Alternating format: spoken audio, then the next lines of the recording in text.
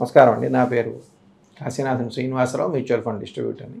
Tax harvesting అంటే ఏమిటి?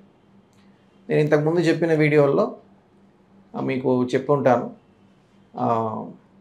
Tax avoidance ఒకటి, ట్యాక్స్ ఇవేజన్. ట్యాక్స్ ఇవేజన్ అనేది ఇల్లీగల్. ట్యాక్స్ అవాయిడెన్స్ అంటే మటుకు అది లీగల్గా మనం చేయొచ్చు. ఇందులో భాగంగానే ట్యాక్స్ హార్వెస్టింగ్ అన్నది చేస్తుంటాం. హార్వెస్టింగ్ అంటే ఏమిటి? కొంత క్యాపిటల్ గెయిన్ ఉన్నది మనకి, ఈ సంవత్సరం మనకు అవసరం ఉన్నా లేకపోయినా దాన్ని మనం ఎన్కాష్ చేసి గవర్నమెంట్ ఎంతైతే ఎగ్జెంప్షన్ ఇచ్చిందో దాన్ని క్లెయిమ్ చేసుకొని వెంటనే మళ్ళీ దాన్ని ఇన్వెస్ట్ చేసేది.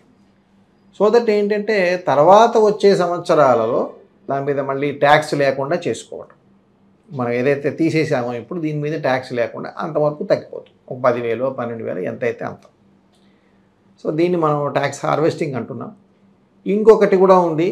సపోజింగ్ మనము ఒక సంవత్సరంలో ఫైనాన్షియల్ ఇయర్లో 6 నెలల దగ్గర ఉన్నాం.